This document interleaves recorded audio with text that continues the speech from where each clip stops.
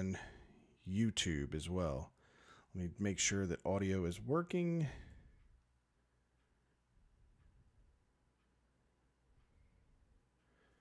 Okay, let's see.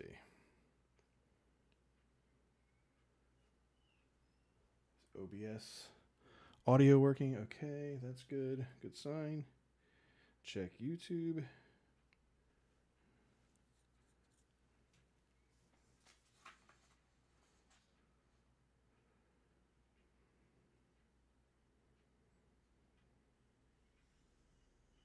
Can you guys hear us on YouTube? Audio. We're good on YouTube. Let me go check on Twitter.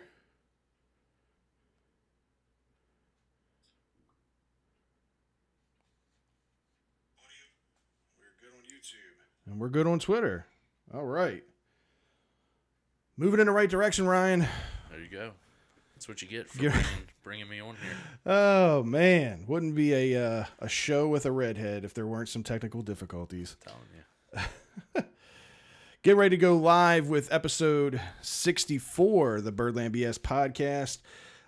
Welcome, Facebook Live, YouTube Live, and Twitter Live.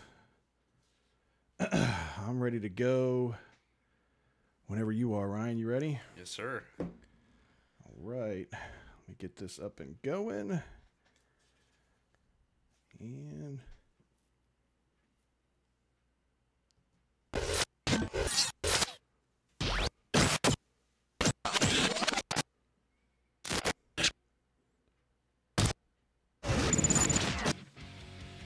what's up, Birdland BSers? Fred and Ryan, it's episode 64. We're calling this one Buck the Broncos. That's right, the Ravens tame the Broncos. It's Steelers week now. Terps play What-A-Gopher, and it's an end of an era for the Birds. Stay tuned.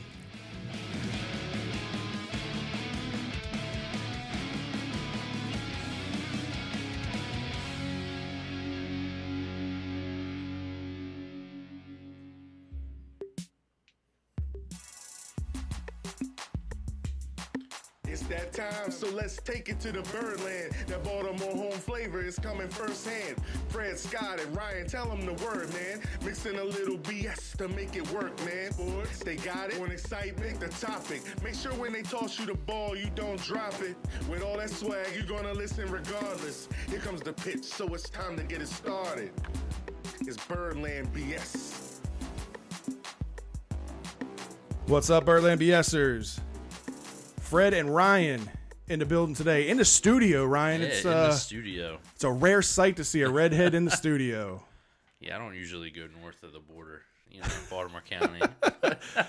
That's us Hartford County folk out here. We were talking about it, and I think I hadn't been up here since before Scott started doing the show with you. Yeah, I think the last time you were here was Matt and I were still running the show. I think Matt had the last minute thing pop up, and you subbed in. And it's been a long time. It's been a while. Things have changed a little bit and progressed a little bit. You guys are up there. Look at this. This is nice. Things are going in the right direction. That's Yes, thanks to each and every one of you guys out there for tuning in every week and sharing our posts and liking the posts and hitting hearts on the Twitters, all that stuff, man. It all helps us grow, helps us get a little bit more recognition. So we appreciate each and every one of you tuning in every week as always. It's been a good week. Yeah. In local sports, obviously going on with the Ravens. Big win against the Broncos. You and I, season ticket holders for the first time. I think we ever going to get a dry game to go to, Ryan? No, but you know what? The record's pretty good when it's raining. So Yeah. I'm not going to complain. I'm hoping, what do we got, a month before the next game? If it's not raining, maybe we'll get, some snow. I don't know. It's a little early. Yeah, I mean, it would be nice to have some dry weather and actually enjoy the game from a weather standpoint, but I can't complain when they're 2-0 and Flacco seems to throw the ball better in wet conditions than he does when the ball is dry, at least so far this year anyway. So far it's worked well. Before we get too deep into this stuff, I want to remind everybody out there the Birdland BS contest that's going on. Scott and I put together a Birdland BS swag package, which is a shirt and some other little things that are tidbits of our appreciation for you guys sharing and viewing the post. So for every social media platform that hits 1,000 views on one of these videos, we're going to give away a little Birdland BS swag bag to one of our followers. So make sure you hit share, you hit like on the post. That helps us grow again. We appreciate that. How close are you? Every week. Are we close on any of we those? We get really close. So like we've had a couple of them in the mid 800s. We've had a few of them in the low 700s. I mean, we're just there. I think it's just a matter of a couple more shares will get us there. Let's do this for the redheads, man. If we do get it. 1,000 on there. Oh man, yeah, it's been exciting. I know we haven't really talked much about it yet, but we were able to land a sponsor, which we're going live with on our next episode. Next episode will be the first one in October. We're super excited with that. Good thing you got me in this week. 'Cause next week, I don't want to disappoint the sponsors. Yeah, Scott and I stayed a little late after the show last week and actually wrote out a script for it and everything. Yeah. It came together pretty good. So Nice. We're excited to have them aboard moving forward. But yeah, man, let's get into this thing. So, like we mentioned, Ravens win big at home in a crucial early season AFC conference game, I'd say. I mean, winning against the Broncos 27-14 at M&T Bank Stadium. This was a test in a lot of ways for the Ravens. The big three things I think we looked at going into this game was how are the Ravens going to handle the pressure from Von Miller and Bradley Chubb? Are the Ravens ever going to commit to running the ball? And then obviously stopping the run game from Denver with Mosley being out. And, you know, they've got a 1-2 combo there with the two rookies, the undrafted kid and then Freeman out of Oregon. Both of which have done really, really well first 2 weeks of the season. Yeah, Philip Lindsay. Yeah, Philip Lindsay, right. Those were the three big, I thought, keys to the game going into the game. You go right down that list, and I think we can check off most of those boxes. What do we got? Your buddy, Michael here. We want Scott. We want Scott. We want Scott. Oh, yeah, man. We miss Scott. We wish he was here. Scott is out having a small procedure done that'll keep him down for a little while. So well wishes to Scott and hope to see him back next week. Yeah, absolutely. He's actually, he helped you out about 5 minutes ago. I don't know if Yeah. We had some technical difficulties. I thought I could run this ship by myself up here and handle all this technology, but no, Scott's my right arm, and I miss him. Wish you were here, but we'll get you back for next week. But yeah, man, this game couldn't have really started out any worse. No, absolutely. For the Ravens. I mean, first drive of the game, you get the sack by Chubb, which is immediately one of the things you're thinking, like, oh, shit, here we go. Mm-hmm. The pass rush is going to be a problem this game. It's already a problem in the first drive. You go 3 and out, and you end up getting the punt blocked, which you never see with the Ravens. You never see a punt block on special teams. If there's anything that's been fundamentally sound with this team for years, it's always been special teams. That's never really been a question mark. So Denver takes over in short range, and on the first play, an untouched run by Freeman. I mean, literally untouched into the end zone. You're thinking, holy cow, we just literally got punched in the mouth. Yeah. First minute of the game there. What were you thinking when Ravens go down 7-0 in the first, 4 seconds of the game, it felt like? Yeah, I wasn't real optimistic at that point. I was basically like, oh, here we go. I was kind of hoping the game prior, last week's game, was a bit of a fluke. And going in this, I was trying to be optimistic, and then that happened. And, right out the gate, I'm like, oh, my God, what are we in for? Right. But they came back around, and it wasn't too bad. But, yeah, I was real worried at that point. I thought this is going to get out of hand really quick. Yeah. So. I mean, especially you're kind of gun shy after last week. Speaking of getting punched in the mouth, the Bengals literally, I mean, they rammed it down our throat with 21 points, taking that lead early in the game, and you thought, here we go.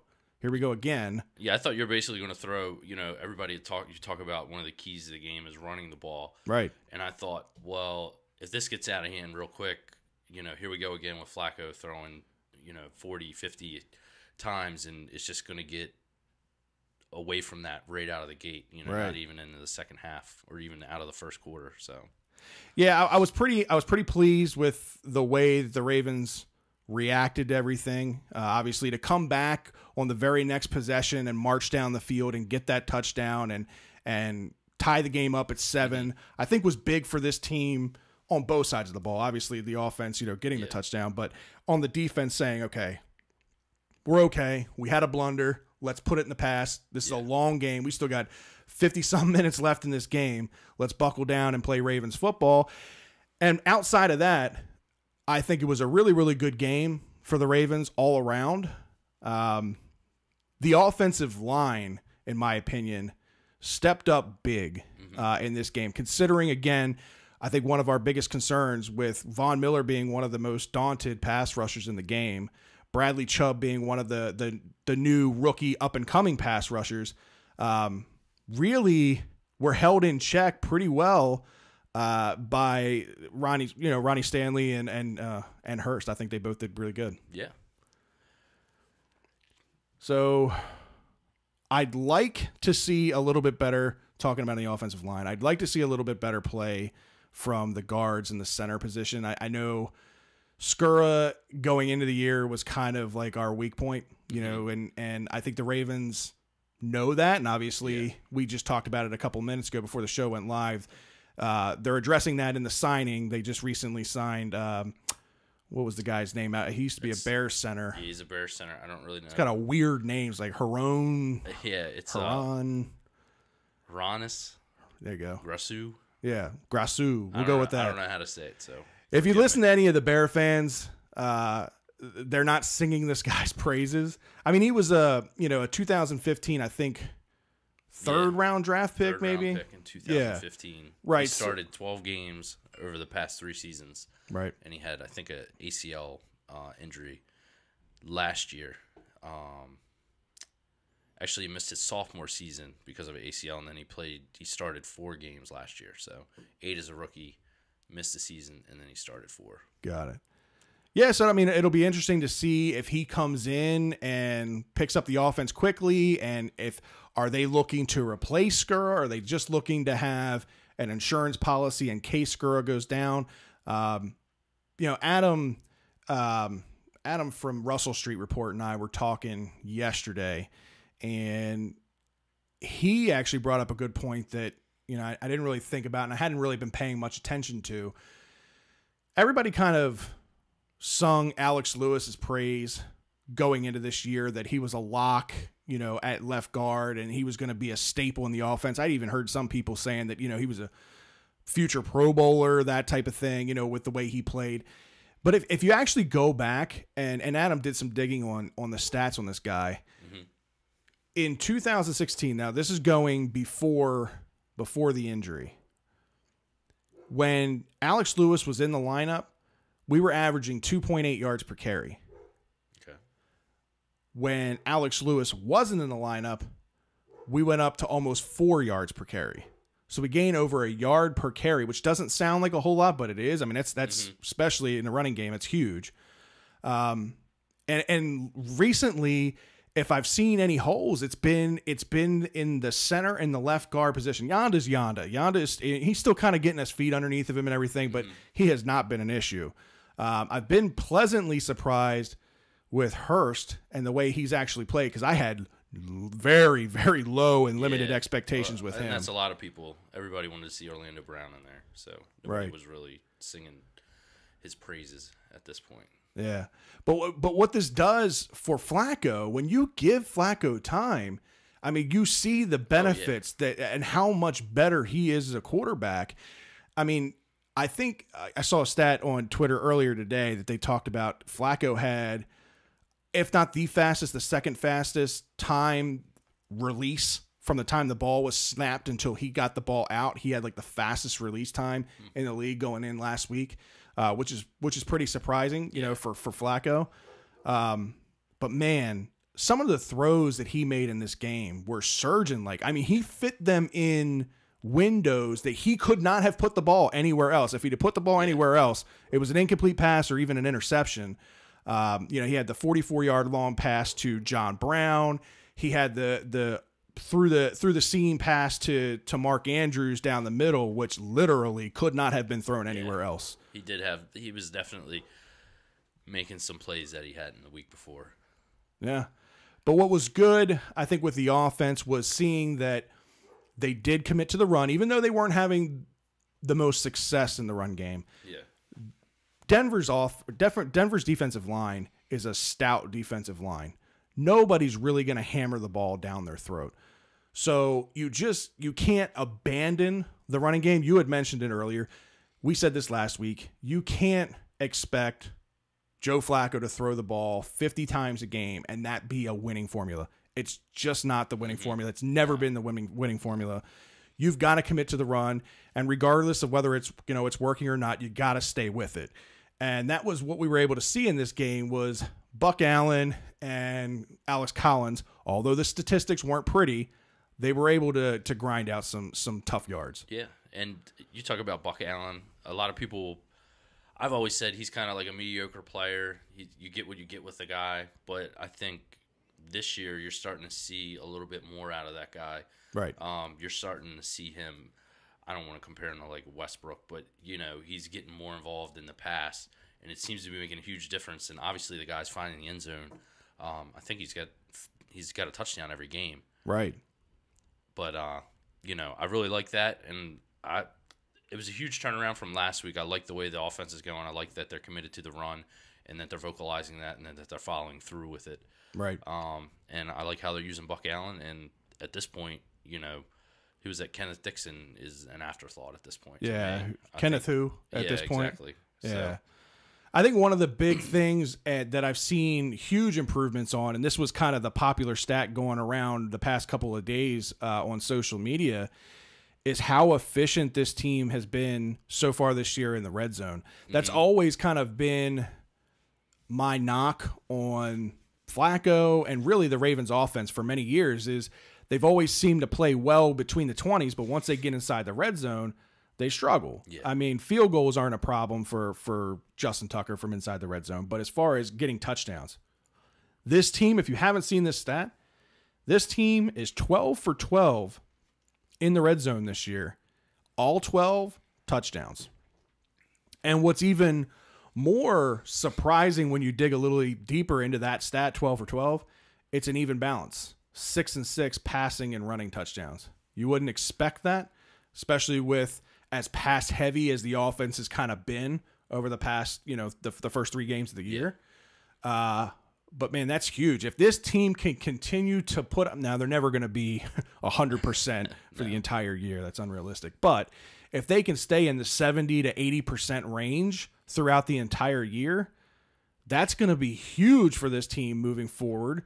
And obviously, it makes all the difference in the world when you come down to these tight division games and you're coming down to the last, 2 minutes or 3 minutes of the game. When you're driving down and you get into the red zone, to have the confidence to know that you can get in the end zone. Yeah, that's huge for this team. Now, I was surprised at that. I didn't realize it at the time going into this week that they were being, I think I got hung up on the whole beginning of the last week's game. But, they did try to make a comeback, and it was an impressive effort. But, I didn't realize going into this week that they were doing that well with efficiency in the red zone. So yeah, and it looks like Flacco starting to find some comfort levels with a couple of guys, in particular John Brown and Mark Andrews. One of the things that I was leery on going into this year, especially when Hayden Hurst went down with the injury. We knew we were going to be without him for the first 3 or 4 weeks of the year. Mark Andrews didn't play a whole lot in the preseason. He was out a good bit. Right. Didn't get a whole lot of reps with the ones and that kind of thing. How much can we expect from this guy? He's not really a blocker. Here's the thing with Mark Andrews, though. He was a system tight end at Oklahoma. So in the system he was in, he wasn't asked to be a blocking tight end. It wasn't the fact that he couldn't. It's not the fact that the guy doesn't have the ability to block. It's just in the offense that he ran, or they ran in Oklahoma, he was basically a big body slot receiver is what he was. But I've been pretty pleasantly surprised with his ability to block, but even more impressed with his rapport with Flacco and how fast those two have gotten comfortable. Yeah. I can't call out specifics, but it's definitely something that I noticed going back to the Cincinnati game, that goal line touchdown that he made. And then last week, I think there was one pass that was called back, but it just seemed like they were definitely in sync. They were it looked like he was going to be a favorite target moving forward at the beginning of the game. Right. And, I just get excited thinking about when Hayden Hurst comes back, his hands, and then how well he's already playing, Mark Andrews, that is. I think it's really going to open up the offense. Yeah, I agree. And that day can't come soon enough. I know there's chatter out there that he may return this week as far as practice goes. I don't think they're going to risk his health or risk re-injuring, the foot and rush him out there for Steelers week, especially considering how well Andrews is playing. There really isn't the dire need for him right now. I think the smarter thing to do is let him get a week or two back into rhythm, get him back into game shape, make sure that foot is good, and have him going into week 5 after the Steelers game. But yeah, I think having that 2-set tight end out there and having 2 tight ends that are threats in the passing game. Max Williams has looked good so far too. He looks okay. All right, Fred. He's still Max Williams, man. Yeah. You almost don't want to bring his name up because the minute you do, he's going to trip over a curb and he's out for the rest of the year. That's just the way it is with Max Williams. Switching sides to the defensive side of the ball, I thought the big thing here, going into this year, I had high expectations for Matt Judon. He was a guy that I wanted to see take the next step and lead this team in sacks and lead this team defensively. I thought he might take on that leadership role kind of moving forward. But there's I don't know what it is with Judon, but there's almost like an immaturity level with him that I don't know. I don't know if he fully grasps the fact that he's an NFL player and the privilege that he has and the work ethic that goes into being an NFL player. There's something about Judon that he's lacking. Okay. But one guy that I had kind of passed over and thought, yeah, well, maybe this guy isn't going to work out. He'll be a situational type pass rusher. Zadarius Smith. He has been huge this year, and he's actually, so far, 3 games into the season, he has taken that step that I thought Judon would take. What's your take with the pass rush? I don't know, man. I'm not so in-depth. I'm not watching it, looking for those sort of things at the moment. I'm really focused on the offense, so for me to give my opinion on the defense, I think they're playing well, but there's nothing that's really standing out at this point for me. Okay. Fair enough. I think what we saw in this Denver game, obviously, again, Zadarius Smith had a big game. Suggs continues to be Terrell Suggs, man. That guy, what he lacks in speed now, he gains in smarts and his intelligence and his ability to outthink and outmaneuver tackles to still be a productive pass rusher in this league. I've been happy with what I've seen so far in the pass rush, but even bigger, the biggest question mark obviously going into this game was CJ Mosley being out. How was the young kid and Kenny Young going to step up? They brought Albert McClellan back. How was he going to kind of fit into the role? Pat Onwuasu, until the big interception that he made in this game to kind of seal it, had been pretty disappointing so far this year. But I was really, really impressed with Kenny Young. This kid, you can just tell he's got it. He's got it figured out. He's smart. He knows where to be. He makes reads and he reacts quick. And that's huge. And then he's obviously got the skills. He's got the ability. He's fast. And he's a sound tackler. This kid, I was actually listening to Mike Preston on 105.7 The Fan this morning, talking a little bit about him. I mean, you don't want to compare him to Ray. You know, that's the obvious comparison, and the little out of hand. Yeah, already. a little ridiculous in comparing him to Ray. But he has similarities to a young Ray in the sense of his sideline to sideline coverage ability. You know, being able to have that kind of closing speed. And just the intelligence of being able to read plays. You can see that, and he gets better with each week that pass. Have you seen anything with Kenny Young that you like? Yeah, he's definitely all over the place. He obviously led the team in tackles this past week, with 10. He's being brought up by other teammates in the press conferences. He's getting their praises. So obviously he's doing everything right at this point, and you just hope that he can stay humble and continue to do what he's doing and just see what he does moving forward. But I'm happy with him. I just, I don't know, moving forward, I'm going to keep an eye on him. And we were talking about it earlier, we're going to have some guys come back in, and then I'm anxious to see once everybody gets back into the play that should be there. Like if you bring Mosley back and then you get Jimmy Smith, I had high expectations for the defense early on, and they are kind of meeting them. Right. But, I don't want to get too – I'm real nervous about getting too hyped up about it because it's so early. Tame your expectations. Yeah, I want to tame my expectations. So. Yeah. No, I totally get it. I understand. But his name has been brought up week to week, so obviously, he's impressing a lot of people. So. Yeah. Yeah, and the secondary – playing pretty shorthanded this past week, with the couple of injuries that we had and, a couple guys that were out going into this week. I thought Brandon Carr and I thought Tavon Young and Marlon Humphrey all stepped up, had pretty big games.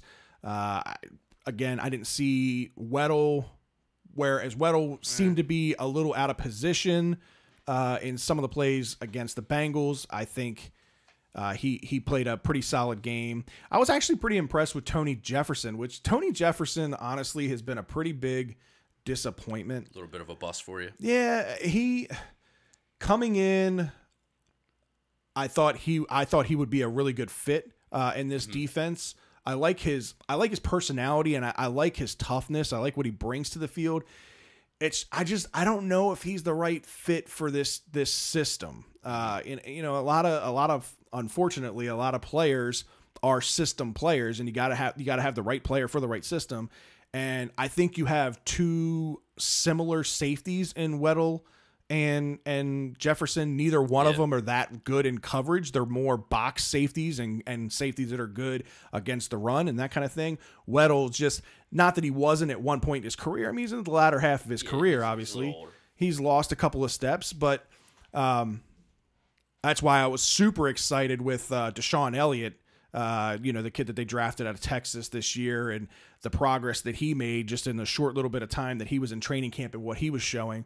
But obviously, he went down with the injury and all. But all in all, I think the secondary had a decent game. Again,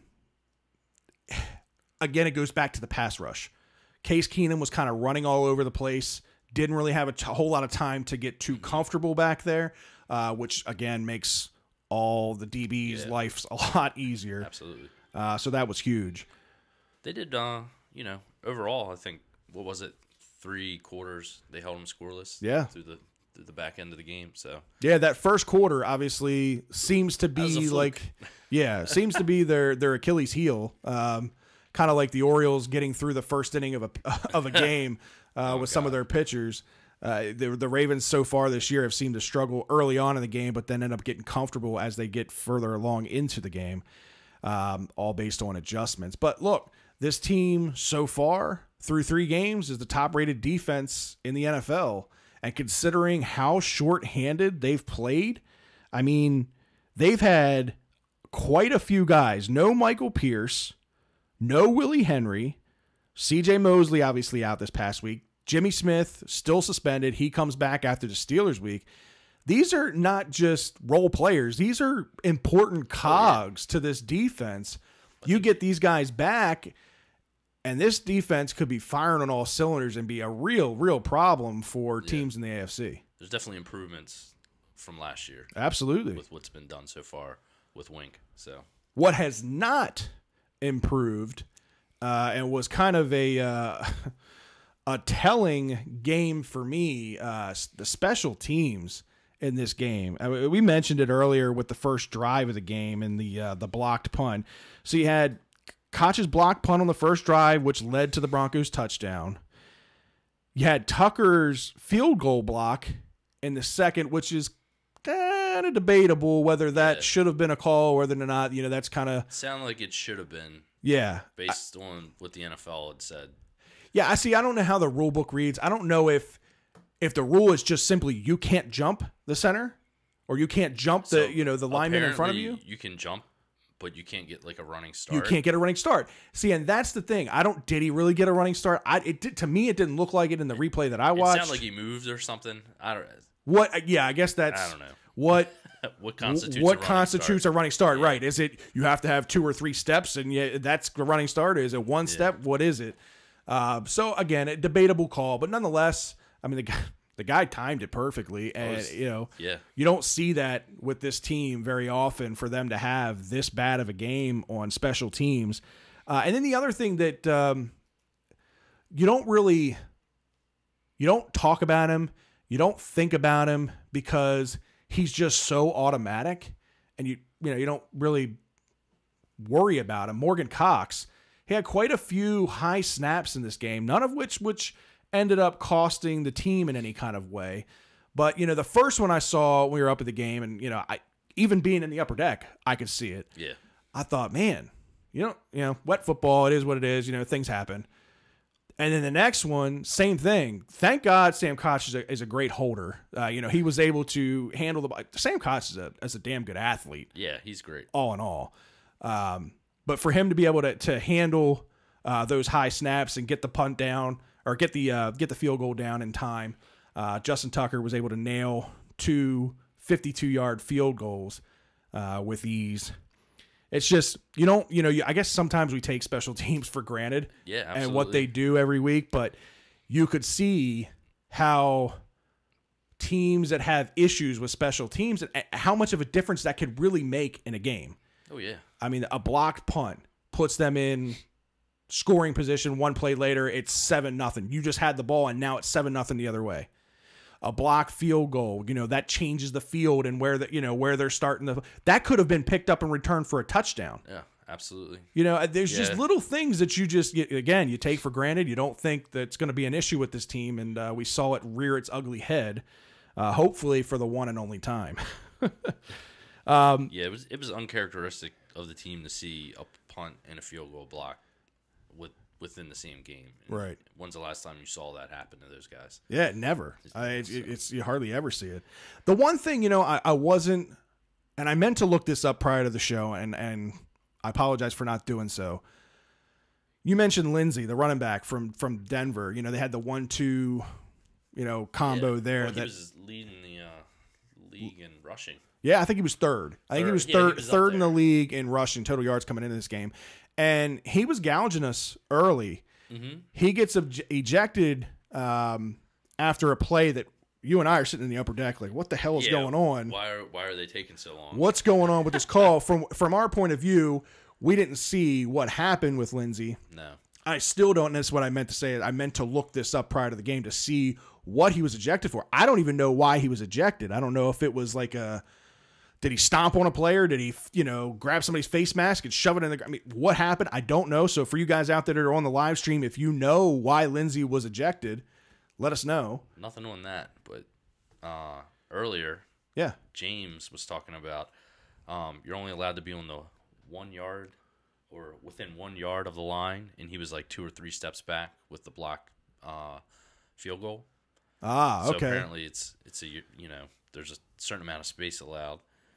And then, what do you want off of here? Do we read off of here during the show, or do we? Yeah, man. If there's questions that we've already answered, no. But if there's anything, well, James said that earlier, and I said, well, let me get that in while I'm thinking about it. Yeah. And then Nothing else. Nikki's asking why guys don't like female refs. I have no problem with a female ref, male or female. Apparently a guy in her section was like, "Oh, the girl is here," but that guy just. Well, I mean, yes, a female ref stands out like a sore thumb, and you heard everybody kind of go, "Oh," when they showed her on the jumbotron for the first time, because you just don't expect it, you don't see it. She is the first NFL female referee, so catch you off guard. I don't think anybody has a problem with that. At least I don't have a problem with it at all. As long as she's making the right calls, I don't care either way. But yeah, so again, just the special teams was a concern. Hopefully they clean their act up going into this week, which is Steelers week. Always an exciting time, and always a rug and tug 'em type football game. Always comes down to the last minute. Usually a grinded out, low scoring game. I don't know if we can expect that this game or not. I think the tides have kind of turned with the offenses, on both sides here, and with the defense. I mean, granted, the Ravens are a good defense, but they're going up against a Steelers team which has weapons all over the field, even without Le'Veon Bell. Yeah. This team still has a scary running back in James Conner. James Conner's played really well in his first three games of the year. You've got three pretty good wide receivers to account for in Antonio Brown, Juju Smith-Schuster, and the rookie James Washington, which I was pretty high on that guy. I had hoped that maybe he would slip down to the Ravens in the later rounds and they might pick him up, but unfortunately he's in Pittsburgh. Yeah. And Roethlisberger looks to be getting pretty comfortable with his young tight end out there, which he had a pretty big game yesterday on Monday Night Football against the Buccaneers. I know James Jones had a big game the week before. Yeah, I can't think of the young kid's name. It doesn't matter. He's an athletic tight end. I mean, he threw a guy off of him last night, literally just McDonald. I think that is his name. Yeah, threw him down for a long touchdown. That was the highlight of the game. Yeah, like, you couldn't get away from that. The kid, I think that guy's on IR now. Yeah, like I don't know if it's his ego or. Did you see the guy last night run into the wall trying to catch Oh my gosh! Like, dude, I can't imagine. So far out of the end zone, I'm like, why are they like? I guess they don't know where they're at, and they're just tracking the ball. Yeah, but they were like well out of the end zone. That I will say though, those seats are awfully close to the back of that end zone there. Yes, that ball was overthrown, and it shouldn't have. It shouldn't have been a ball that they were even contesting at that point. That's what I mean. It was so far out of the end zone. I'm like, why are they still going after it? But that guy ran full force, full speed into that wall. In real time, it looked really bad. I mean, it looked a little bit better when they slowed it down, but I was like, oh, wow. Yeah. That ball, he stopped. He didn't go anywhere. It was scary. It was scary for sure. And, Big Ben's Big Ben. He seems to put up numbers regardless of whoever's calling the plays, whoever the offensive coordinator is there. Everybody thought that Todd Haley kind of was the master of that ship.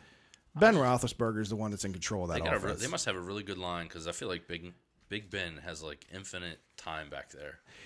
Well, I think they do have a decent offensive line, but I think the bigger thing with Ben is he is just surprisingly mobile. He has mobile in the sense that he can feel pressure and he can avoid pressure by stepping into the pocket or stepping out when he needs to. He's smart in that sense, and he's always been that way. Yeah.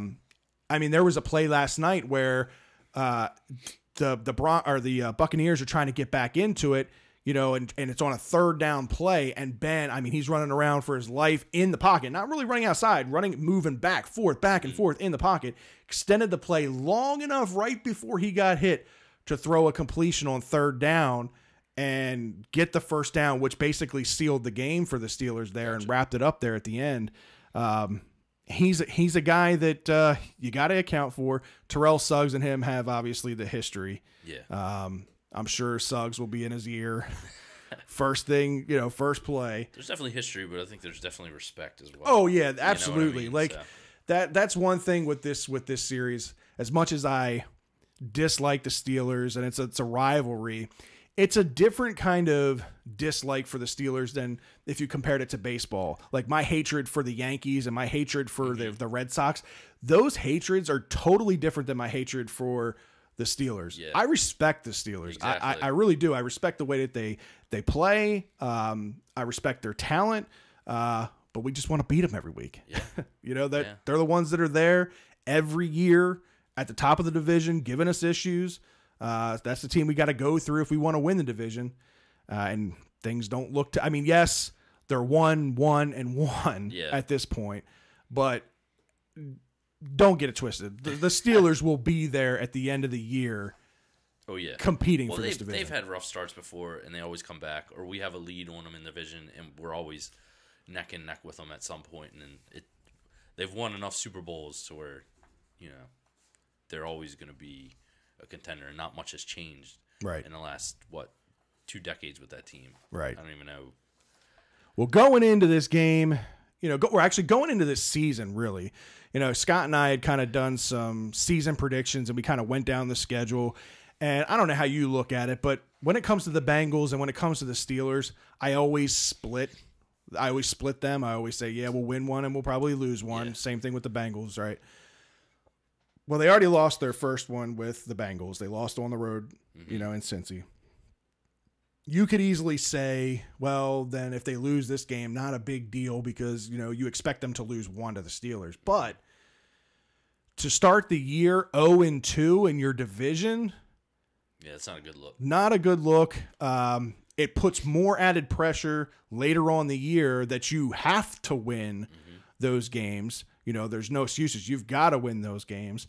It doesn't help you in any kind of way. So this is an important game. I know it's the NFL. There's 16 game seasons. Every game's important.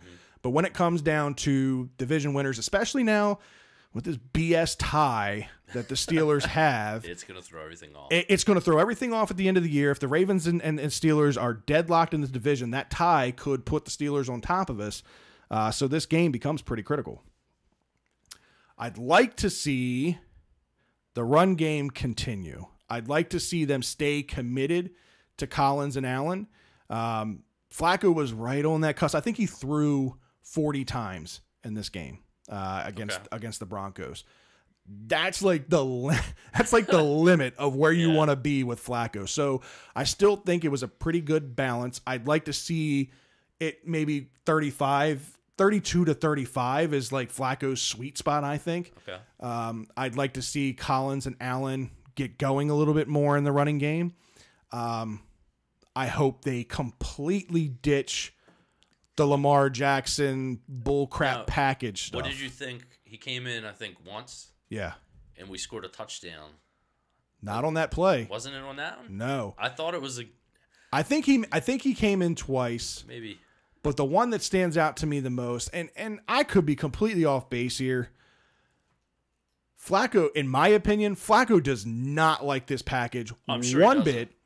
And they had Lamar lined up on the far side of the field as a wide receiver, and Flacco took the ball, and he was intended to throw the ball to Lamar behind the line of scrimmage where Lamar could, I think, go one of two routes. He could either catch the ball and take off, or he could go behind the line of scrimmage and throw the ball down the field. Right. Flacco threw this thing on a whole nother level.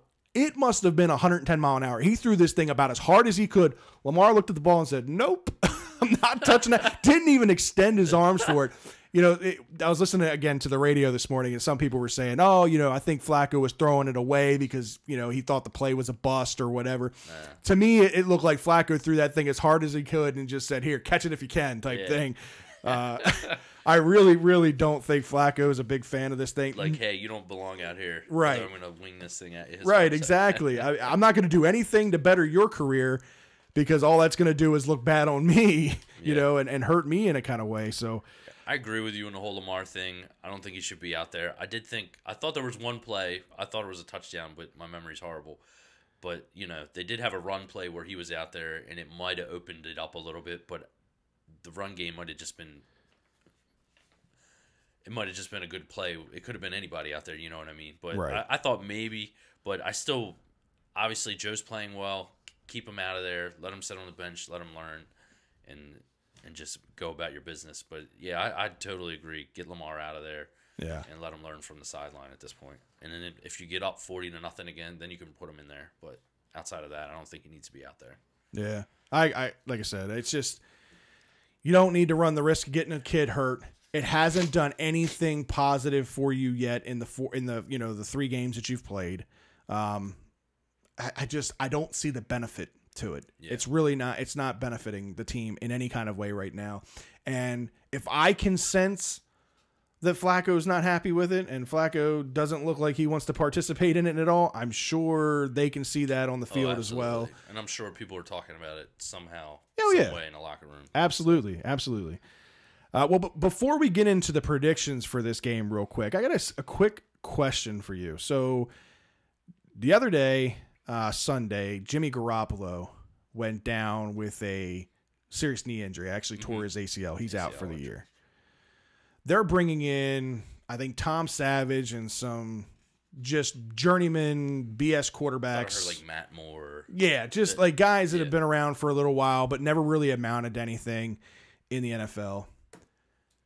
The Ravens are sitting there with RG3, and I always kind of thought like RG3 was the insurance plan for next year. If Flacco is really not a part of the future plans for this team, if the thought is the organization is going to trade Flacco after this year, kind of like what Kansas City did with Alex Smith, if that is really the plan, then I don't think you make this move. But if it's not the plan, are you talking to San Francisco about a deal with RG3 that maybe you can get back some offensive line depth, or maybe you can get back some linebacker help? What's your opinion on that? So I'm perfectly fine with it if that's something that the 49ers are interested. But I actually watched I got on NFL today, and they had a little press conference with Kyle Shanahan. Yeah. And he basically was talking about, hey, we're bringing these guys in. We're going to look at them. We're bringing this guy up from the practice squad as insurance. And somebody asked him about RG3, and they were like, is he in the mix? And they said, well, he's on a team, the Ravens. All right. So they basically threw that out there, like they kind of brushed it off. So, but you never know. I mean, you look at all these teams, they basically don't reveal their cards. And, right. Somebody could be making a call, hey, if RG3 is available, what's he worth? If you're the GM, do you make that move? I would. Yeah. Yeah, I'm right there with you. At this point, Joe's played pretty darn good, way above my expectations. Because I think at this point, I can't remember exactly, but you, Scott, and I, we probably all made predictions that a quarter of the way through the season, you would already know if Joe Flacco would be, there'd be a quarterback controversy at this point. Yeah, I think Scott actually made the prediction after 3 or game 4 that Lamar would be in. But so at this point, he's played really well. The offense is, probably one of the top ranked ones at this point. Yeah. And, I think if RG3 can get you a first-round pick, or probably not first round, but not going to get a first round, but you might get a third or fourth round pick for him. Yeah. Maybe even that's a stretch. Yeah. But I'm thinking from an immediate need standpoint, just a straight up trade. An immediate standpoint, yeah. If you need linebacker help or you need offensive line help, I don't know. Now, what's San Francisco? Are they 0-3? Are they 0-3? I don't even know, honestly. I didn't even look at the record. But I think they have some needs of their own, so I don't know how much they're willing to give away. But, at this point, I don't think they've given up on their season. No. So it might be hard to, maybe in a week or two. I'm sure they're going to give themselves some time. Well, John Lynch has, as the GM for San Francisco, has already kind of made a name for himself that he's willing to make deals and he's willing to, do what's best for this team. And if they really legitimately feel like they have a shot this year of getting into the playoffs, and obviously losing Jimmy G is a huge blow to their chances for that. If they truly believe that RG3 could be the guy that puts them there this year, gets them in, who knows? I mean, they may come calling. I just don't know enough about the 49ers depth. I know from the Ravens standpoint, if you can get a linebacker, if you can get some offensive line help, because that's what we need right now. Yeah, that'd be great. You make that deal. You make that happen. Whatever's going to benefit this team at those spots. Yeah, the 49ers are 1-2, so yeah, obviously they're going to try and win with what they have because they're not too far out. I guess the Rams are 3-0. So Rams are 3-0, but you remember there's wild card spots.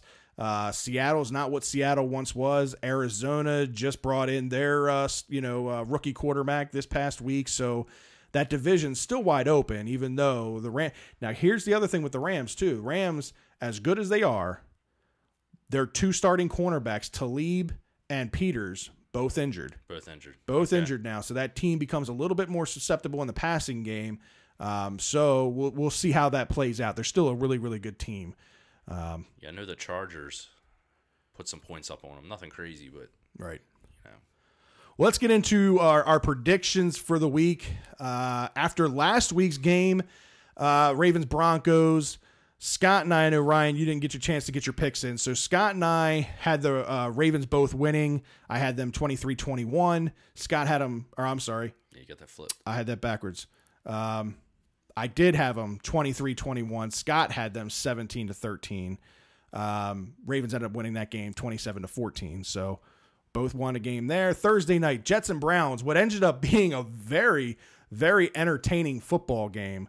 The Browns obviously going with Baker Mayfield, him kind of coming in and being the hero. And in Cleveland, they're celebrating like they just won the Super Bowl. Dilly. Yeah, I had the Browns winning their first game 23-19. Scott had them winning at a low-scoring game 12-9. Browns did end up winning that game 21-17. And I think the most surprising game of the week, the Patriots at the Lions, this was kind of a laughingstock game. This is a game that Scott and I were just kind of like, you guys, look at these scores. Right. I had Pats rolling in this game, 42-17. Scott had them 39-21. Lions end up pulling off a huge upset. And I didn't even think through the whole Matt Patricia thing. It didn't even cross my mind when I was making my predictions. I don't know why. I guess I just heard Pats Lions and just immediately went to blowout.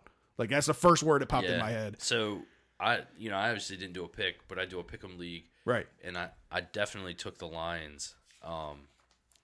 But that was against the spread, right? With the spread, that was against the spread. So right.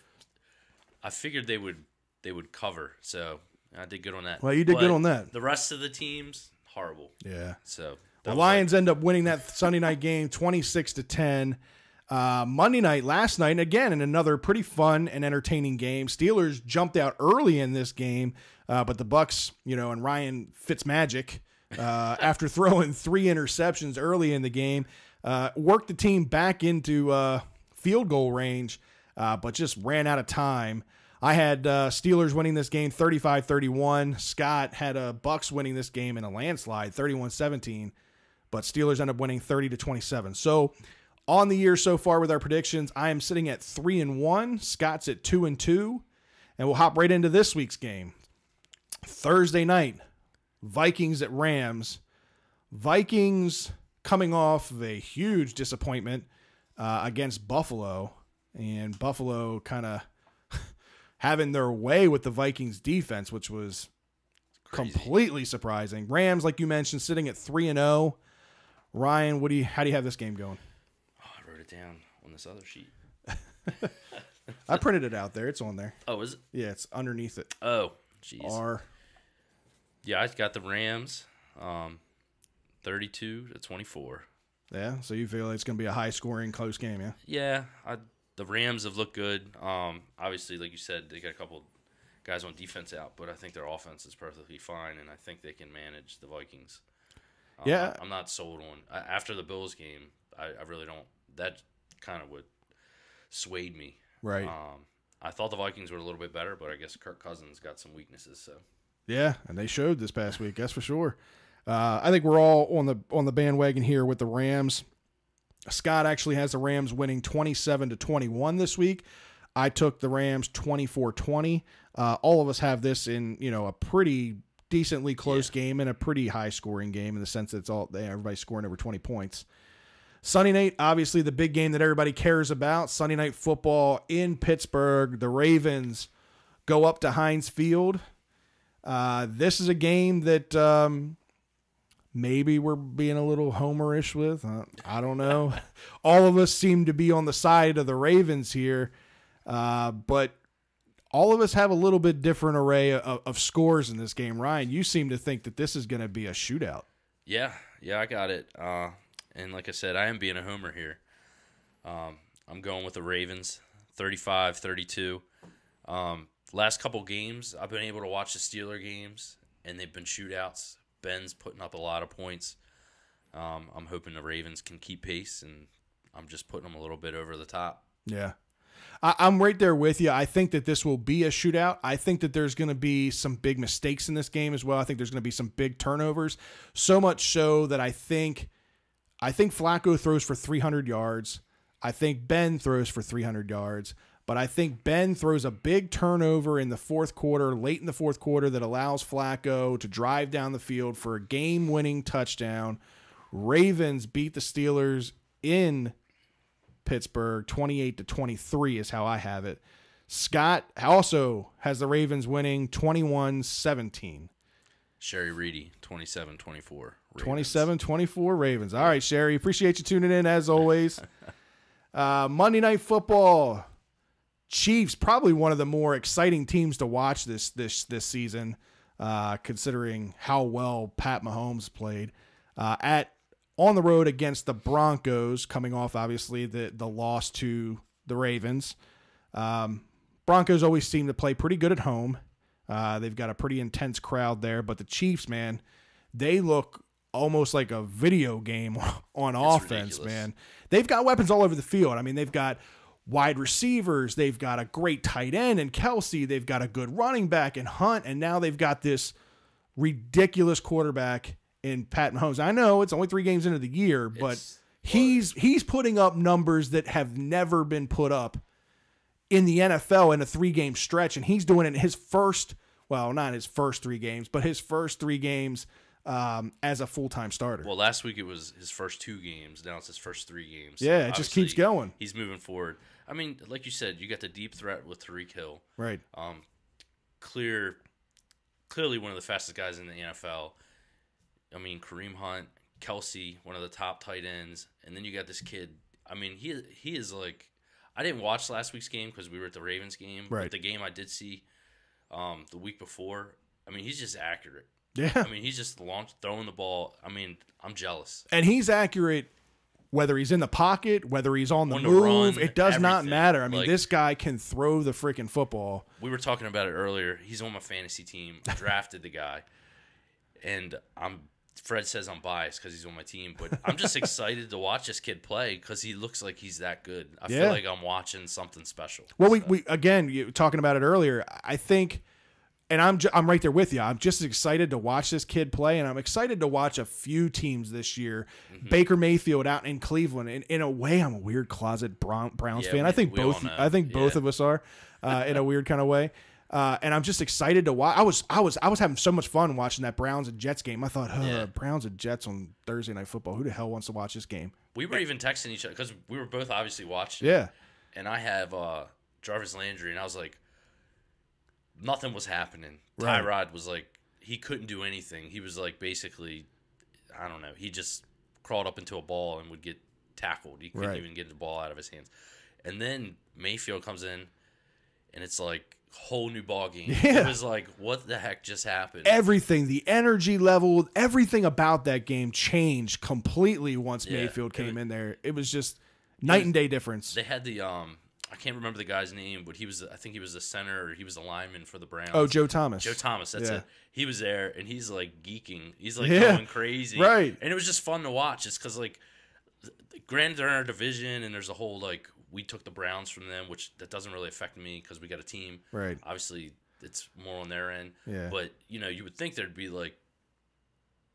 That team has been so bad for so long. I'm just excited to see them play well. Right. I don't know what it is. And Nah, I agree. Maybe other Baltimore fans will like hate me for it, but I'm just like I enjoy like it's like the underdog. Like you It's know good what I mean? for the division, man. Yeah. I mean, you Now, I hope you always when we look play at, them, I want them to lose. But yeah, obviously you want to win, but I mean, you could basically for the past whatever 6, 7, 8, 20 years, you could pretty much count 2 wins on your schedule, and it was against the Browns both games. So it's just good to see the division as a whole being more competitive and getting better as a whole.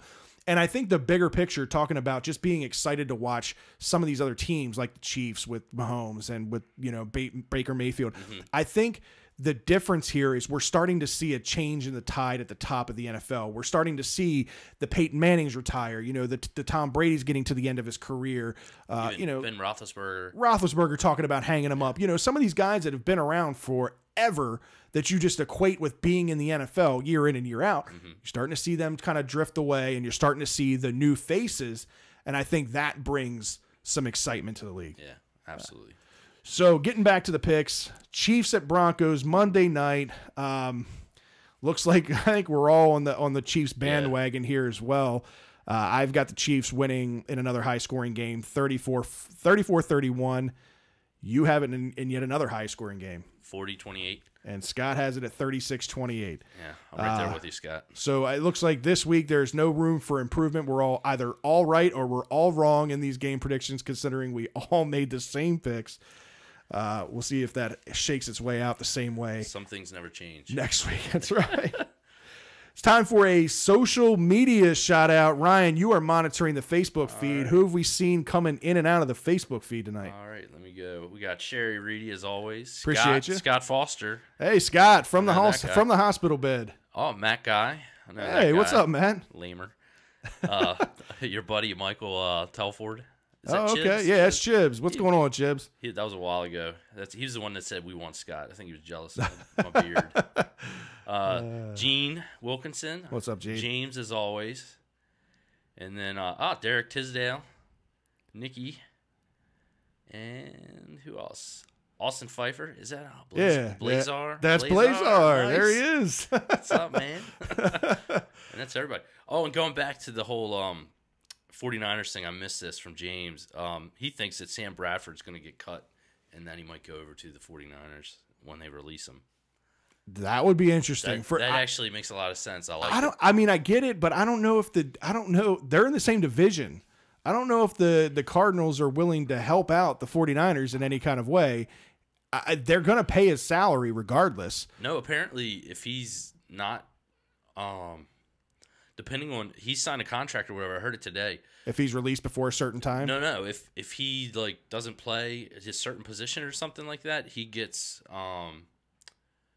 his salary gets reduced. Really? Yeah, but I don't know how that works with the cap or anything. But somebody was talking about it this morning. It was a very odd scenario. That's a good point, though, James. I'd be interested to see what happens. I just can't see a division foe helping out another division foe, but we'll see.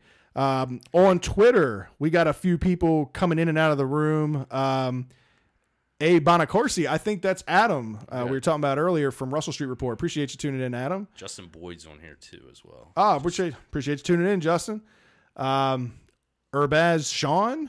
I'm terrible with pronouncing these names, especially on Twitter because everybody has such the crazy ass names. Is it like their handles? Sam L. Jackson. Hey, what's going on, man? I found out today a little bit of information about you that you and I apparently had a coworker, you have a coworker, and I had a coworker, Bill, that we know in common. So pretty cool to see you in again, as always.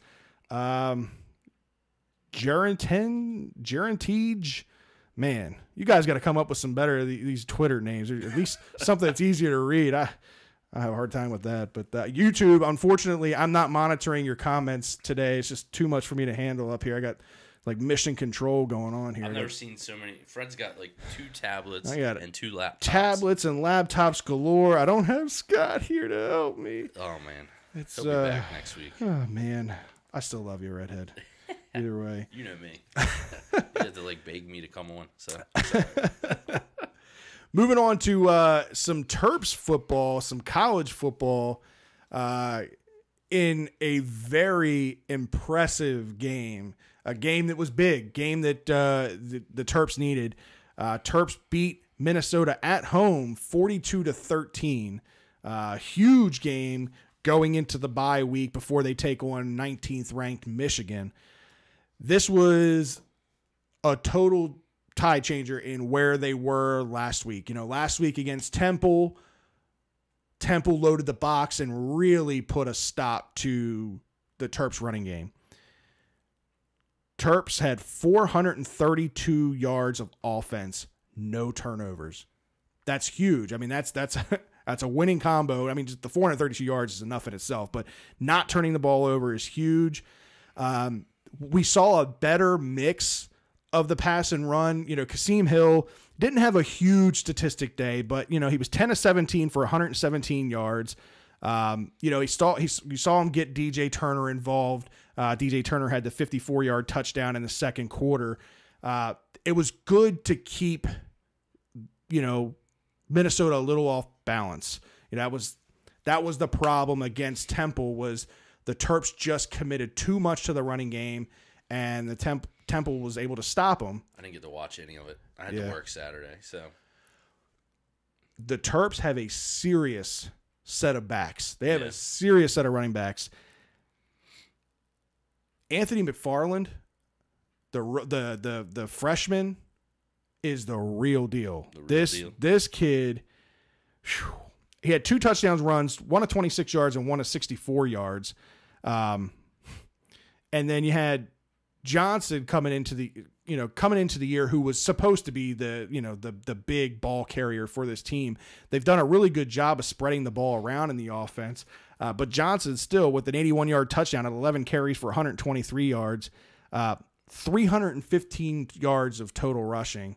It's huge. I mean, that's a lot. That's a lot. This team has been averaging close to 300 yards rushing up until last week when they had the roadblock against Temple for 123. What's that? Ryan, what is that? Shamel? Yeah. Okay. He said, initially he said someone else, but I think he meant Darnell Savage. Yeah, he ended up getting hurt. Him. He said that was a big hit. Yeah, we were just talking about Savage. We need to get him back for Michigan. Yeah, yeah. Hopefully he heals over the bye week. That was a huge loss. That's right. We were just talking about him, last week or the week before. He's probably the next NFL draft prospect coming out of Maryland. He's a lockdown corner. Has done really, really well. Big blow to this defense. Hopefully he comes back, like he said before, for the Michigan game. That's going to be huge. Linebacker Trey Watson had a huge game this week. 11 tackles, 1 sack, and he had the pick 6 return for 36 yards. Huge game. Kind of come out of I'd say so. Kind of come out of nowheres. The one I think issue with this team, and it's been an issue all year, has been the penalties. Even in this game, they had 10 penalties. If they really want to compete and have a chance at winning some of these games that they're not supposed to win in the Big Ten, they've got to clean that up. They got to play better. They got to play more disciplined. And we need to see Kasim Hill continue to take strides forward in the passing game. They cannot be one-dimensional going against the likes of Michigan. They can't be one-dimensional for sure against Ohio State.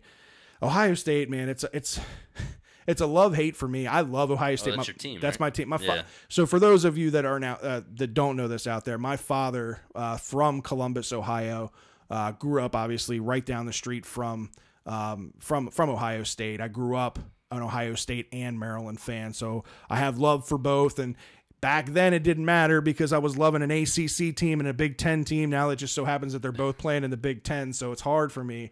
The one thing that I keep biting my tongue on is Dwayne Haskins. This kid is tearing it up at Ohio State, and he was a commit that had committed to Maryland, and I was super excited about him coming here. And he was, from the area, from the DMV, had a lot of other people committed from the DMV coming to Maryland. And I thought, man, this is it. This is where the tide's going to shift for the Terps. And, bringing in, I was really high on bringing in, oh my God, the coach from Michigan. It slipped my mind. That's under the investigation now. Oh my God.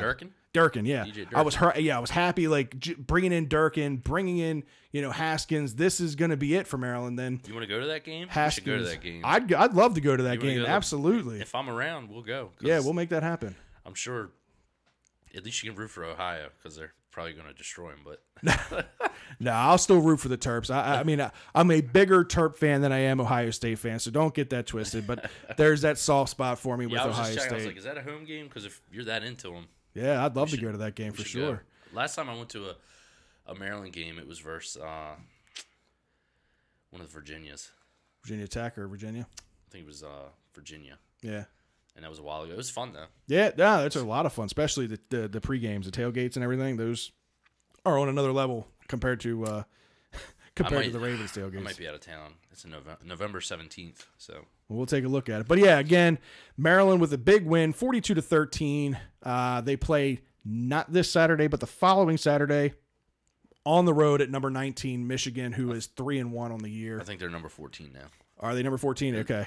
It's showing up online. Yeah, it might have been updated. I know I put these in. Ryan says he's got tickets. He's got 12 tickets on the 35-yard line. Get out of here, man. Hey. Seats 1 through 4. Let me know if you guys want great seats. Absolutely. Send me a message on Facebook, on Twitter, anywhere. Send me a message. You and I will hook up and let's make that happen for sure. I'd love to go. He's definitely a fan. Absolutely. So we got to talk fantasy football, man. Where are we at with this thing? So the Birdland BS Football League. I'm 3-0, Ryan. Whatever. 3-0. Let's talk about Scott's team. I took on James this week. James, I love you, but I put you down at 0-3.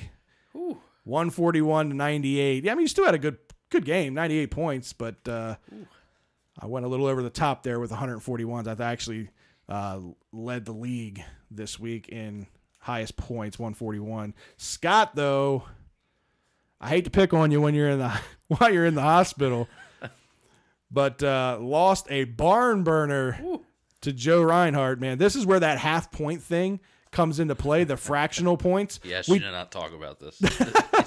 we talked about it like prior to starting the draft, like whether we were going to do fractional points or not. But this is where it comes back to bite you in the butt, because at 99.72, that rounds you up to 100. And at 100.24, that rounds you down to 100. If the fractional points aren't a factor here, it's a tie game. And there's that damn tie thing going into place. But we avoided that with the fractional points, and Scott loses 100.24 to 99.72, putting Scott at 0-3. Sorry, my friend, 0-3. That's a tough hole to dig out of. Not impossible. Not impossible. We made this. We did make the switch in this league to a 16 playoffs now. Yeah. So I think it's a good call, though. Yeah, no, I agree. But that gives you the ability to climb out of that hole. You just need to start making that happen ASAP, Scott. Ryan, you had your battle with Joe Carlizzo. Yeah, he had Calvin Ridley, and he pulled him off the waivers. If you go into Yahoo and look at it, I always check the transactions. He picked him up. It was like in between 12 midnight and 1 a.m. He was hunting like the waiver Sunday wire morning or something. So I don't know if he was like out at the bar and his buddy's like, "You better get Calvin Ridley." He like went and did it or something. But obviously, it was a good call. It was probably the waiver wire pickup of the decade. Yeah, we were sitting at the Ravens we're at the game, and I'm I had no idea he was going up against you, and I'm looking at the fantasy board up at the Ravens Stadium. They got the new corner boards at the stadium, and a lot of those boards are used for fantasy stats and keeping up on stats of players. And I'm looking over and I see, damn, Calvin Ridley's got like 5 catches for 130 some yards and 2 touchdowns already. And it was still early. It was only like first half at that point. Yeah, it was way early. Yeah. And then I think he ended up with like 180 some yards and 3 touchdowns at the end of the game. Like, I don't know if it was 40 points, but it's the reason he beat me. Oh, well, obviously, I mean, he didn't beat you by. I mean, yes, he beat you by 22 because he had Dalvin but in the Cook, long scheme of things, and then he was out, and then he had like some Charger running back, like a secondary back. Yeah, and then he was gone, and then Calvin Ridley was in there. I was like, oh, okay. I was like, that's cool because he hadn't done anything really yet. I think he scored a touchdown maybe, but yeah, he sorry. Yeah, tough week. Like I said, I ended up with so far this year, Christy ended up with week 1 with the highest scoring team. Ryan, you ended up with the highest scoring team week 2. I ended up with the highest scoring week this week, week 3, with 141. Breeze and Thomas, that 1-2 combo has been huge for me. They scored 60 combined points this year. They've been averaging 55 a week combined. I've always been kind of leery on that because it's so boom or bust. Like if they do great, you see what it does. But if they don't, then it really handicaps your team. But that is one pretty powerful duo out there in New Orleans that's done well for me. So Jess and I are the two 3-0 teams. Scott and James are the two 0-3 teams. Sorry to pick on you guys, but I got to throw it out there. This week, we got Fred, myself, and PJ. PJ is always a... Was he the bum squad? Yeah, he's the bum squad. Yeah. Dude always ends up playing well in fantasy. That's deceptive. Scott, you go up against your buddy Brian Blake. Ryan, you are taking on 3-0 Jess. All right. We'll see what happens. You know, she was I think we're pretty even right now. Yeah, she's doing I'm well. I'm not saying anything because already got 2 losses. I'm not talking any smack.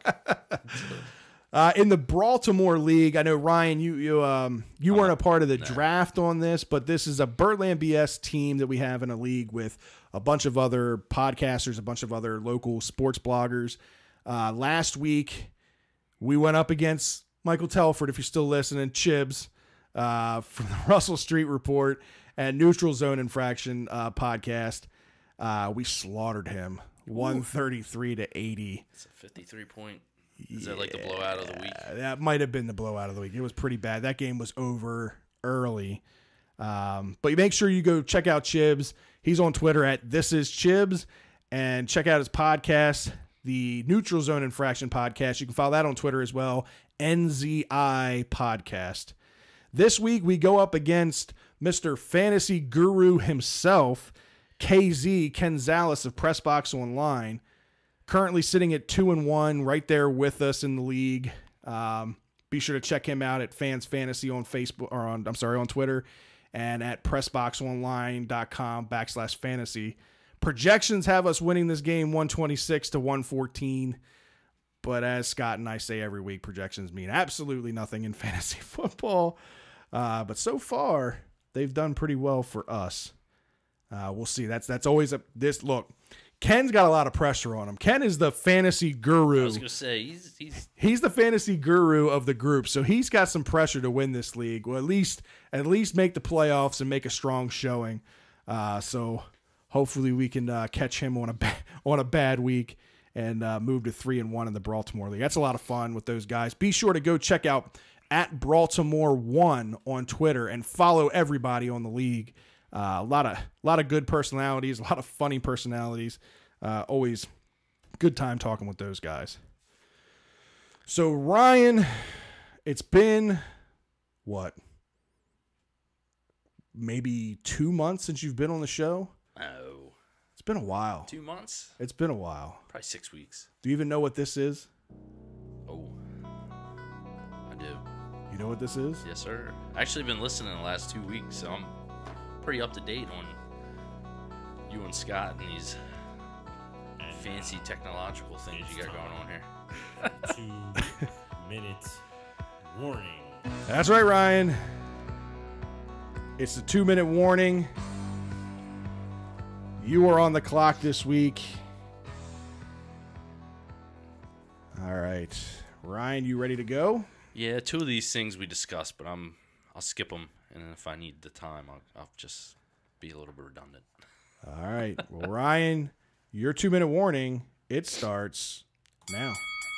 All right, in golf this week, Tiger Woods wins the 2018 Tour Championship over the weekend by 2 strokes and almost comes away with the FedEx Cup. He just needed Justin Rose to tie for 5th or worse, and he would have taken it. Not bad considering 6 other scenarios had to fall into place for Woods.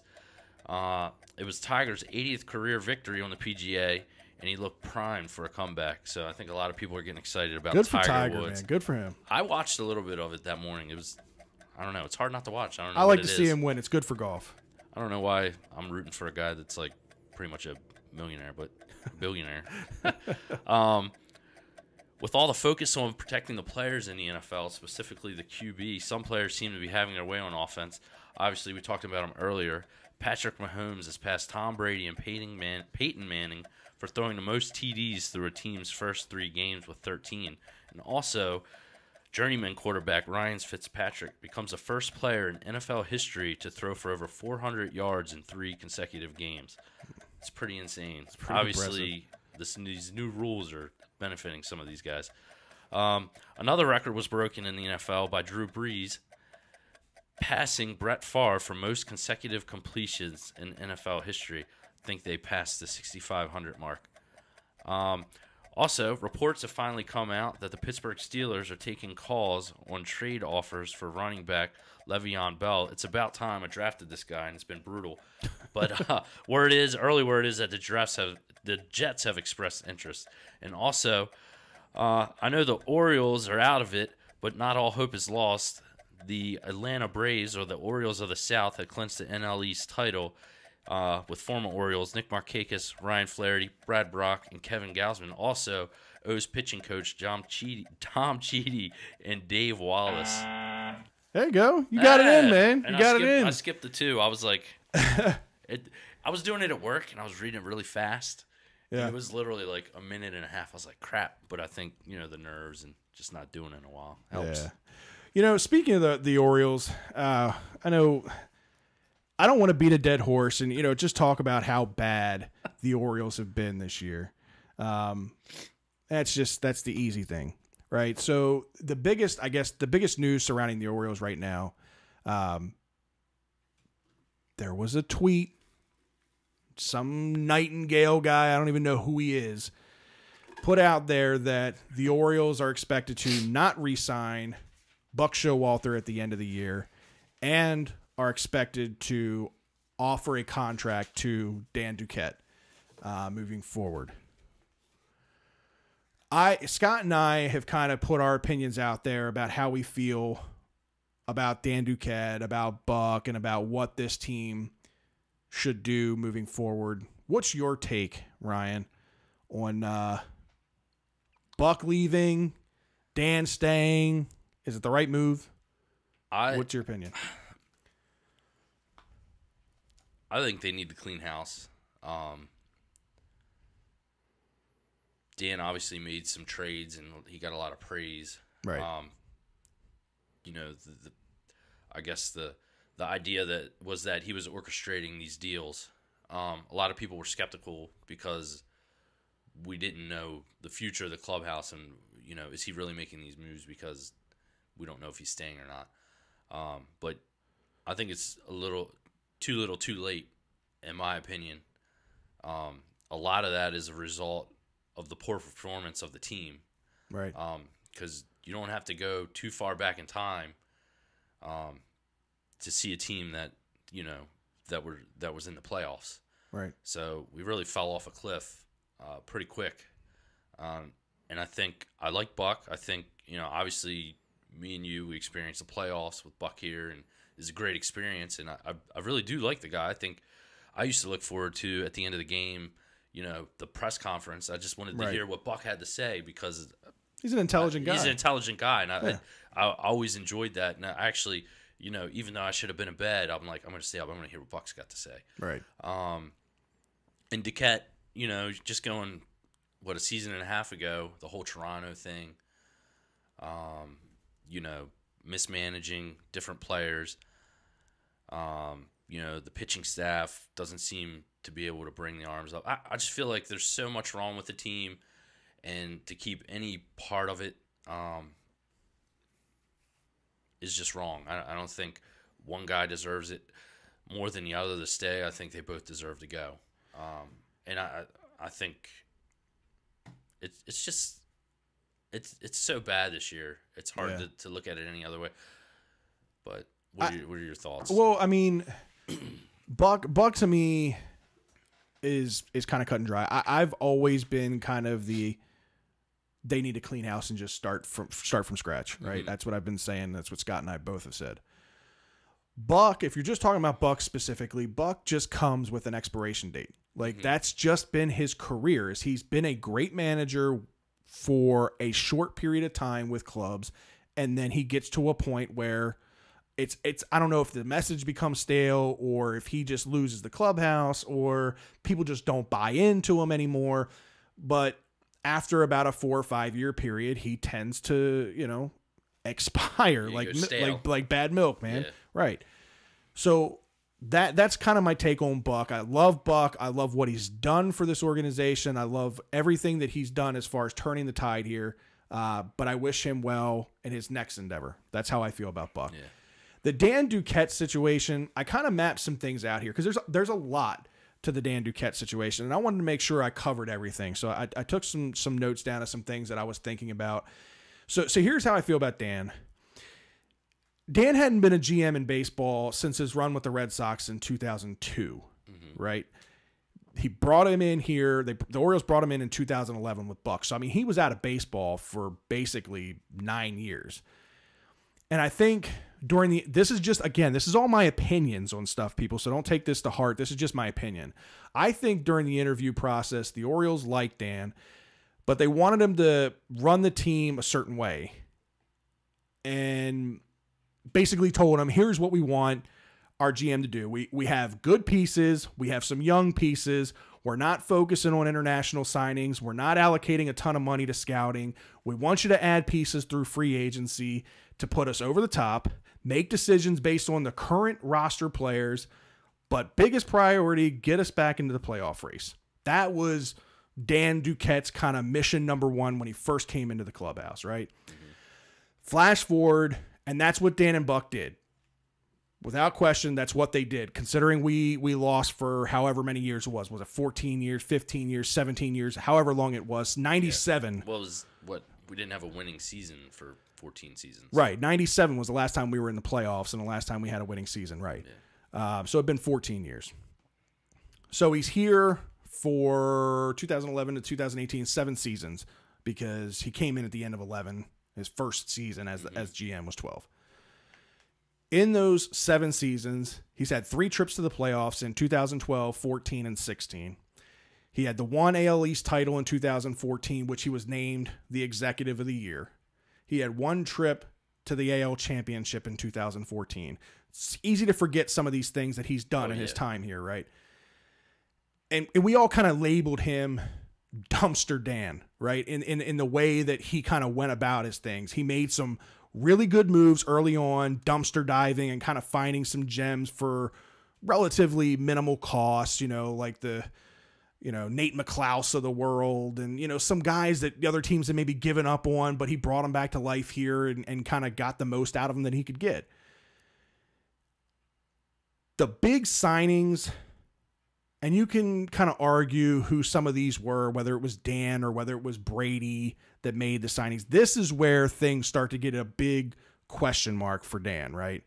At the end of the day, whether it was Dan, whether it was Brady, these all happened on Dan's watch while he's the GM. Ubaldo Jimenez. Okay. Disaster. Re-signing Chris Davis. Disaster. Darren O'Day, I think, was the wrong decision when you could have allocated the same amount of money or maybe a little bit more and brought back Andrew Miller after you made the trade for him. I think Andrew Miller would have been a better piece. That's just, again, my opinion. Re-signing Mark Trumbo. Bad decision. Alex Cobb, Andrew Kashner this year haven't worked out that well. No. Pretty bad decisions. Again, some of these fall on Brady, some of these fall on Dan, but again, these all happened on Dan's watch. He didn't offer to re-sign Nelson Cruz in fear of a decline. Would have been a much better signing than Davis or Trumbo by tenfolds. Big mistake there.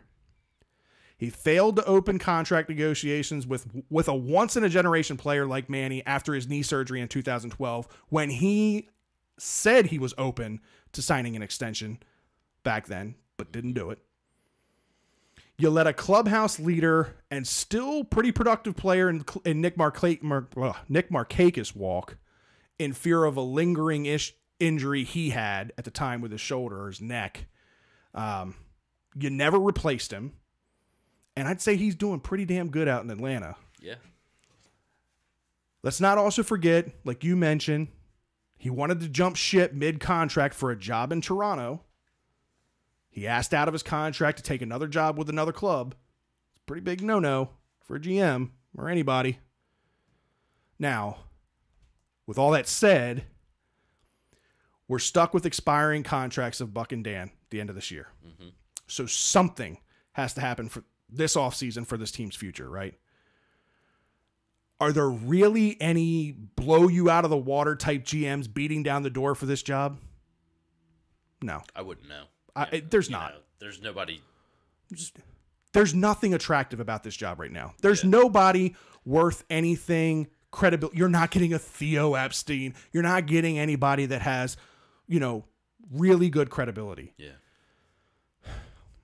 I think what's happening now, the Orioles started the interviewing process for the GM for next year, kind of mid-season. They brought in some few names. We heard about them mid-season. One of the guys was a Dodgers GM, hadn't been in the game in a while. And when they got through all that, they decided to give Duquette another interview shot. Okay, Dan, we're taking the training wheels off. No more restrictions like we gave you before. How do we fix this? And Dan presented a compelling solution. Reallocate the funds. We're missing the boat on international players. We are terrible at scouting and development. We need to make moves with some of our big pieces that we have now to rebuild our minor league depth and pool of prospects. I think that's what he laid out to them.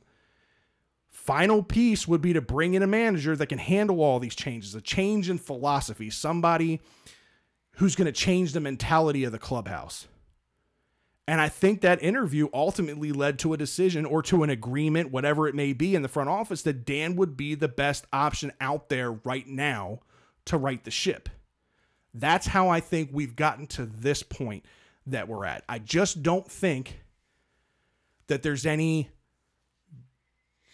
really qualified GM out there, name guy, that we're going to hear step in and take this job. It's just not out there. There's nobody. As much as we want that he's not out there. For me, though, personally, I'd rather see them. Where's that young GM assistant that's waiting in the wings somewhere to get a shot? Right? That's got to be out there. There's 32 teams out there. There's got to be some sort of young assistant that's out there that's that young Theo Epstein, right? He was the guy that was kind of waiting in the wings to get his shot, and look what he's done in his career, right? For multiple teams. They need to give somebody young like that a shot to come in, hit the reset button on everything, and really put his mark on this team. That's what I want to see. This team needs to get out of the old ways of thinking altogether, and I think they're going to go in the right direction with that so far. But I personally would rather see some young and hungry GM come in and get a shot than bring back Dan Duquette. As much good as I went through there with Duquette, there was a lot of negative there, and I think we just got to get away from this old way of thinking with baseball. Analytics and all this stuff is the new way of baseball. The tide needs to change, and it needs to start from the top down. Everybody's got to be on board with that. And I don't know enough about Dan and his ability, to handle analytics and change and adapt to how baseball and how it's changed over the years. I mean, look what Oakland's doing this year. With the lowest payroll in baseball. Yeah. And that's a problem as an Oriole fan. You've seen the Rays do it. Right. You know what I mean? And they've done it more than once. They've been a good ball team. Yeah. And then now you're seeing it with the A's. And right. It's just like we can't accept the excuses that we keep getting with the payroll and not being able to sign it because other teams are able to do it. So right. Yeah, I don't know. I agree with you. I don't like Dan. I think you take a chance on a young guy or something like that if he's out there. Like you said, there's got to be a protege or somebody. Yeah, I don't know enough. I don't know enough about everybody else's front offices, but there's got to be that Eric DaCosta that's been sitting behind Ozzie Newsome. There's got to be that young guy that's fighting to get his shot that could really come in here, put his fingerprint on things, change the way everything is ran from the top down. Don't just take what you've got because it's convenient and it's easy. He's there and say, okay, well, let's mold into this new way of thinking. You can't teach an old dog new tricks, right? Isn't that kind of the old saying? You can't take an old right. So bring somebody. Who's the assistant in Oakland? Is there an assistant in Oakland that may be in the wings that's waiting for a job? Billy Bean's obviously pretty comfortable. Yeah. There's got to be somebody. Go poach that guy. Yeah, you got to do something. I really want to see them make changes with this thing. Yeah. All the way through the organization. I like Wayne Kirby. I like a lot of the coaches that are on this team, but I want it all gone. Scott says he's got to go. I want it all scratched. So we'll see what happens, man. But it's been a long year. Been a real long year in Birdland. And are you yet. going? You going for the final game? I'm debating going down there Friday. So I've brought it up, and it hasn't really gone much further than that because I'd like to go. I'd like to see Jones. Yeah. You know, I don't know that he's coming back. I doubt it. I'd like to pay my respects to Jones, pay my respects to Buck. You know, the I whole kind of want to thing. go. I do. I don't know when the game is. I keep wanting to bring the schedule up. Fred's arms are going a mile a minute. Nice. Oh, I'm a hand talker. Sorry about that. But yeah, I kind of want to go. I got to see when it is and what's on the schedule. I'm assuming it's in the middle of the week. So No, it's Friday. Oh, it's Friday night. Yeah, it's the last game. This Friday. Mm-hmm. Yeah, we might make that happen. All right. Well, let me know if you want to go down there. We'll maybe gonna get some go. cheap seats together or something like that. I'll talk to Christy tonight and I'll look into it tomorrow. Sounds good. But All right, man. Well, that's another episode in the book, 64. Ryan, I appreciate you coming in studio. This is fun. yeah, glad It's like to the help. old days, man. It's like the old Yeah. days. Hard to believe we're going through 64 of these things. Scott will hopefully be back next week. We see says it he in the will live be. feed. He said he'd be back next week. Appreciate you watching, Scott, and hope everything goes good tomorrow or whenever that works out for you. Be sure to check us out on the web, www.birdlandbs.com. Check out all our episodes there, learn a little bit about each one of us, and pick up your Birdland BS gear. Also, check out birdlandsports.com. If you like our podcast and you can't get enough because it's just one day a week, there's a bunch of other content on there, a bunch of other podcasts, a bunch of other blogs. Keep you busy for days. Most of all, it's for fans, by fans. We all have a lot of fun. We're all passionate about what we do. Follow Birdland BS on social media accounts. Follow us on Twitter at Birdland BS. You can follow me at Fred BLBS, at Scott BLBS, and at Ryan Hewitt 84. Be sure to follow us on Facebook, YouTube, Instagram. Hit like, follow, subscribe, and share. Make sure you become part of Birdland BS Nation. If you got an opinion or topic you want to hear us talk about, use the hashtag BLBS Nation. We'll be sure to get your questions in on the show. As always, be sure to check out the audio podcast on Spotify, iTunes, Google Podcasts, or any app of your choice. Thanks for tuning in. As always, we'll be back next Tuesday night for Birdland BS. I'm Fred. Ryan. We'll see you guys. Sweet.